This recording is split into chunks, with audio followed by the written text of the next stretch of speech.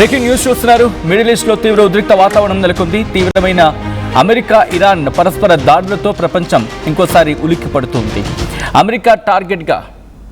అమెరికాను టార్గెట్ చేసుకుంది ఇప్పుడు ఇరాన్లోని మహషద్ నగరాన్ని కూడా టార్గెట్ చేసుకుంది అమెరికా. ఇవాళ మహషద్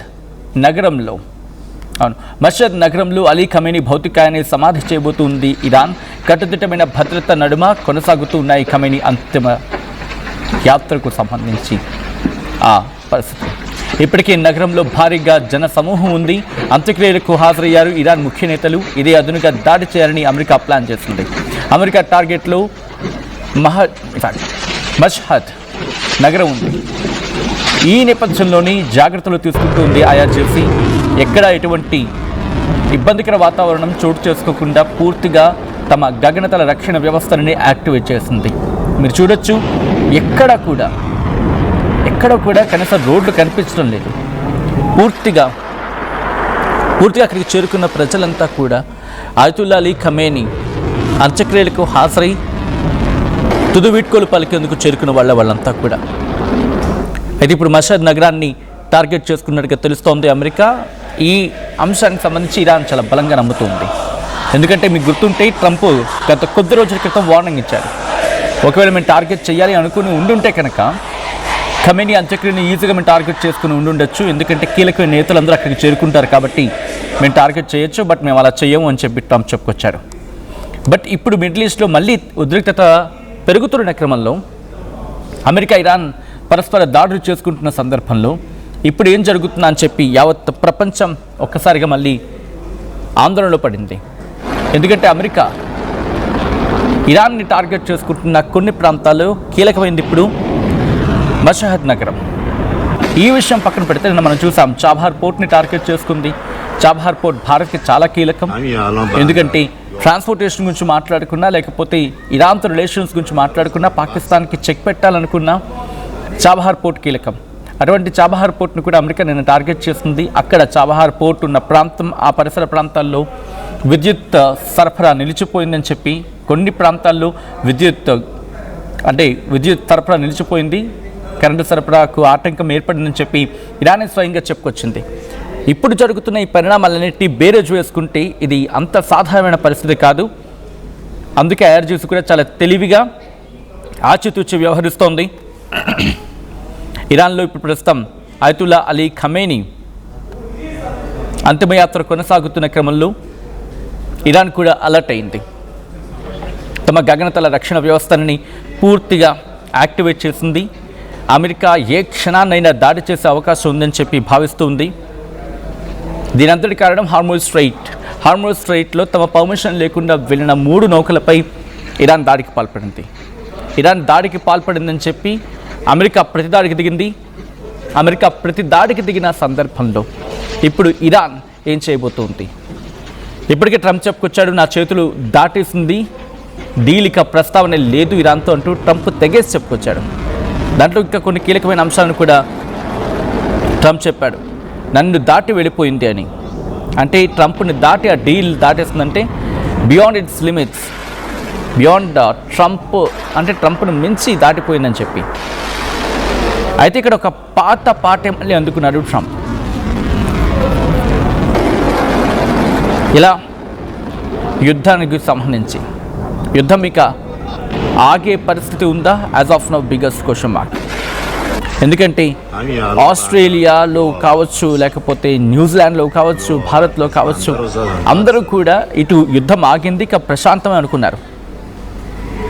కానీ యుఎస్ బేస్ మీద ఇరాన్ దాడికి పాల్పడడం, మరి ముఖ్యంగా అటుగా వెళ్తున్న హార్మోజ్ స్ట్రైట్ నుంచి వెళ్తున్న ఆ వెషల్స్ కావచ్చు, లేకపోతే షిప్స్ మీద దాడికి పాల్పడడం, ఆ తర్వాత ప్రతిగా అమెరికా దాడికి పాల్పడడం, దానికి ప్రతిగా యుఎస్ బేసెస్, మిడిల్ ఈస్ట్లో ఉన్న యుఎస్ బేసెస్ మీద ఇరాన్ వాటిని టార్గెట్ చేయడం, ఆ తర్వాత మళ్ళీ నిన్న చాబహార్ పోర్ట్ మీద అమెరికా టార్గెట్ చేయడం, ఇవన్నీ చూస్తూ ఉంటే ఎటువంటి పరిస్థితులు ఉన్నాయి ఇట్లా అర్థం చేసుకోవచ్చు.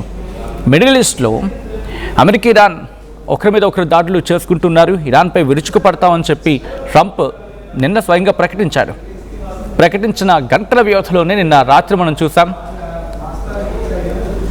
చాబహార్ పోర్ట్ని టార్గెట్ చేస్తుంది America.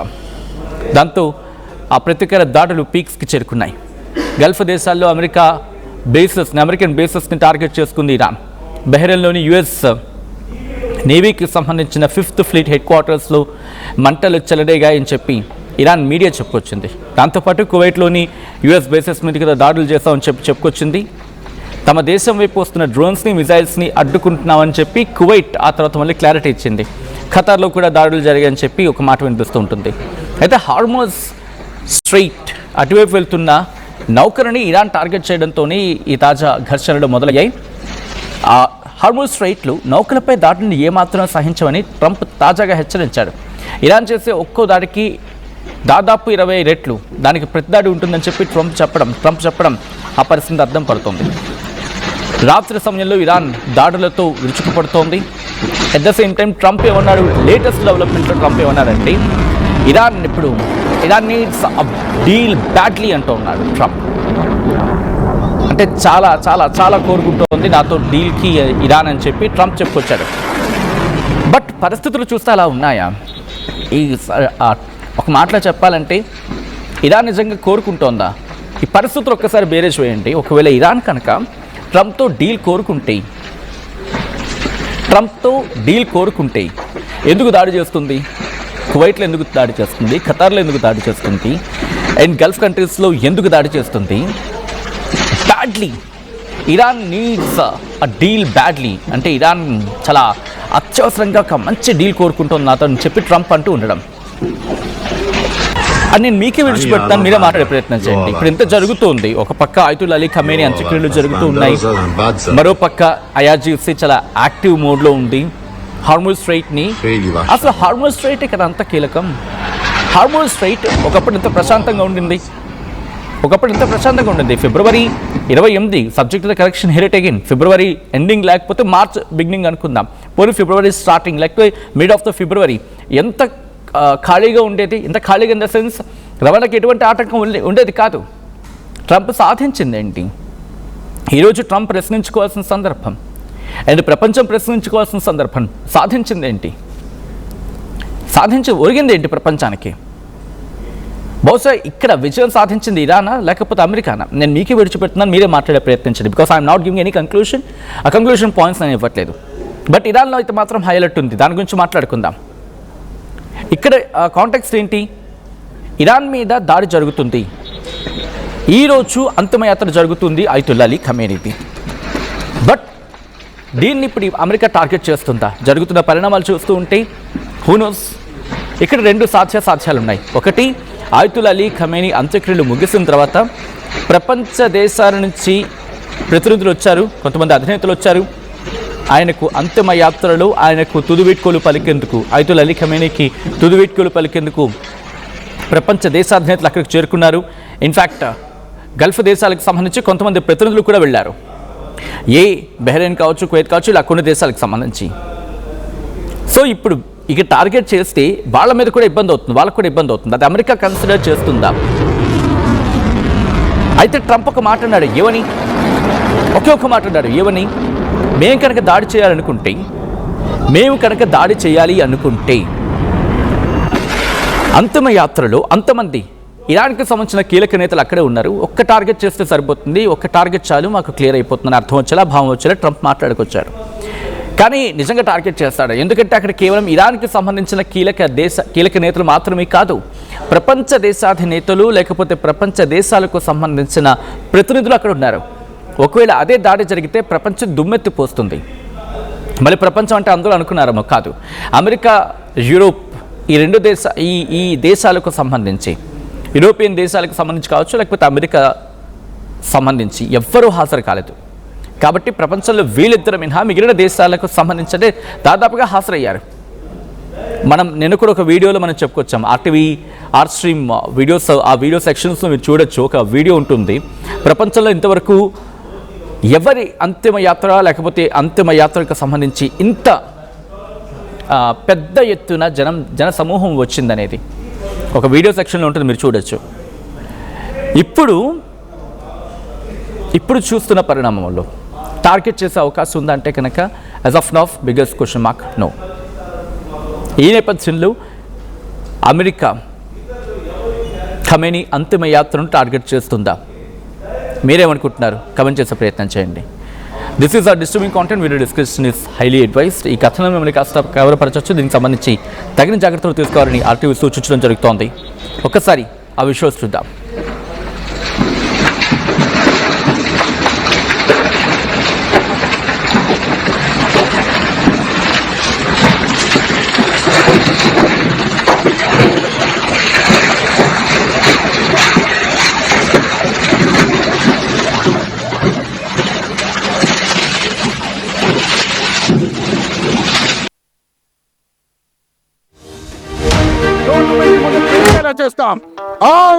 At Anurag University, be everyone you dream to be.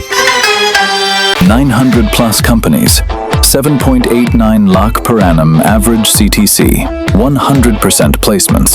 KL deemed to be university. Pure in its form with grace made noble.